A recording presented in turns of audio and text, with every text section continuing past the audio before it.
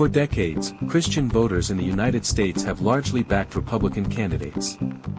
But in 2026, that might be changing. Some Democrats are now putting faith at the forefront of their campaigns. They hope to appeal to voters who thought they would never consider the other side. Could this strategy shake up the midterms? Let's take a closer look. The U.S. midterm elections are approaching. And something unusual is happening within the Democratic Party. A growing number of candidates are openly blending faith with their political messages. They are stepping into a space historically dominated by Republicans. Take Sarah Trone Garriott, an Iowa state senator and Lutheran minister. She is not shy about discussing her religious beliefs while campaigning for Congress.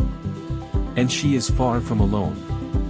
Across the country, candidates like Matt Schultz, a Presbyterian pastor from Alaska, and James Tallarico, a Presbyterian seminarian from Texas, are bringing their faith to the forefront. They hope to connect with Christian voters in ways Democrats rarely have before. Traditionally, Christian voters, especially white evangelicals, have leaned heavily Republican. In 2024, President Trump received overwhelming support from this group. But current policies, particularly around immigration and social justice, have opened cracks for Democrats. Many candidates argue that their faith inspires them to advocate for fairness, protection of the vulnerable, and community support. For example, immigration policies under the previous administration sparked controversy among faith groups. Incidents involving enforcement of federal law brought attention to humanitarian concerns. This prompted some voters to reconsider their party lines. What makes this wave of candidates unique is not just their faith, but how they connect it directly to policy issues. Sarah Trone Garriott emphasizes community care and moral responsibility. Matt Schultz frames reproductive rights and healthcare access through a Christian lens. He argues that supporting women and families aligns with his faith. James Tallarico focuses on service and justice.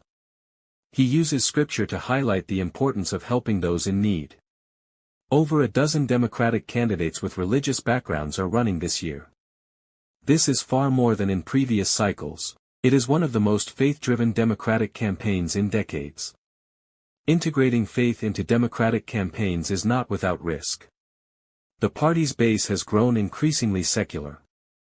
Roughly 40% of Democratic-leaning voters identify as religiously unaffiliated.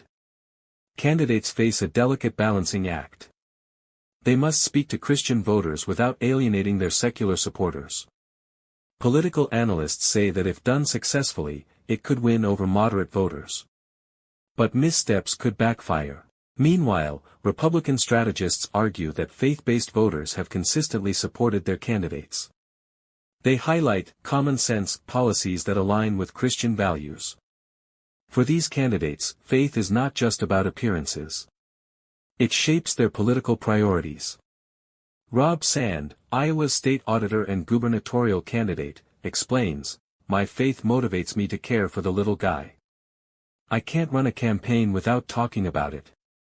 Healthcare, childcare, economic fairness, and social justice are framed as moral imperatives. On divisive topics like abortion, some candidates argue that Scripture supports the protection of life. They focus on access to healthcare and family support, rather than strict prohibition. This perspective offers a new approach to engaging Christian voters.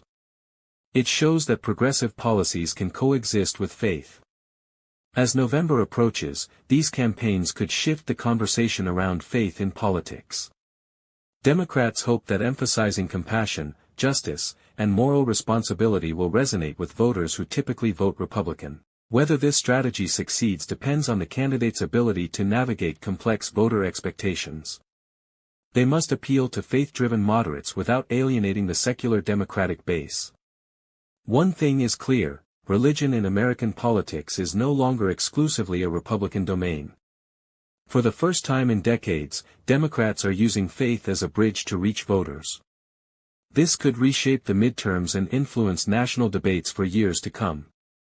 The upcoming elections might just prove that faith and progressive politics can find common ground, and the results could surprise the nation.